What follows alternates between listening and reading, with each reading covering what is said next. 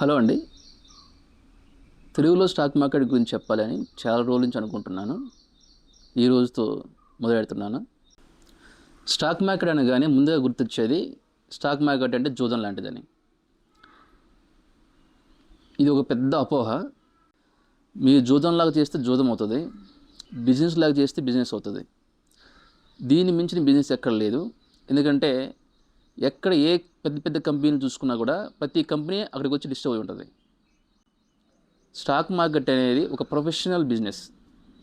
ఇది తెలియక ఏదంటే అది అపోహలు చేసుకొని దాని గురించి భయపడుతుంటారు. ఒక చిన్న ఎగ్జాంపుల్ చెప్తా.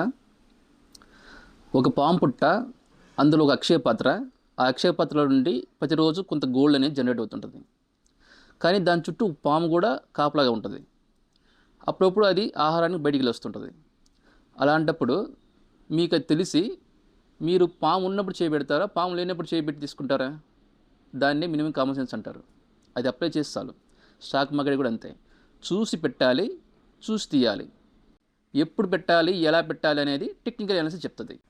ఆ టెక్నికల్ అనాలిసిస్ని బేసిక్స్ టు అడ్వాన్స్ క్లియర్గా ప్రతి ఒక్కరికి అర్థమయ్యేలాగా నేను క్లియర్గా ఎక్స్ప్లెయిన్ చేస్తాను.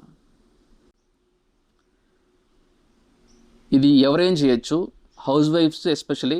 ఎందుకంటే లేడీస్కి బాగా పేషెన్స్ ఉంటుంది. పేషెన్స్ లేని వాళ్ళు ఇది కొద్దిగా పేషెన్స్ తెచ్చుకొని చేసుకుని బెటర్. ఎందుకంటే అగ్రెసివ్గా ఉంటే ఎలాంటి పెట్టేస్తారు. అగ్రెసివ్ మైండ్తో ఉండకూడదు. చూసి కామన్ సెన్స్ యూజ్ చేసి చేయాలి. ఎవరైనా చేయొచ్చు.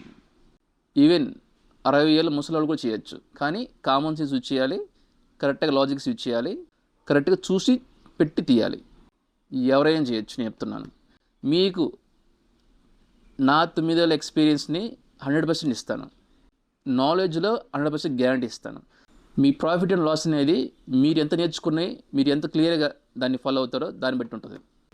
నేను చెప్పే లాజిక్ జాబ్ చేసేవాళ్ళు ప్లస్ బిజినెస్ చేసుకునేవాళ్ళు, అలాగే ఇంటి పనులు చేసుకునే వాళ్ళు కూడా ఈజీగా వాళ్ళ లైఫ్ డిస్టర్బ్ కాకుండా, వాళ్ళ జాబ్ డిస్టర్బ్ కాకుండా ఈజీగా చేసుకోవచ్చు. అంత సింపుల్గా చేసుకునే టెక్నిక్స్ నేను చెప్తాను. All the best.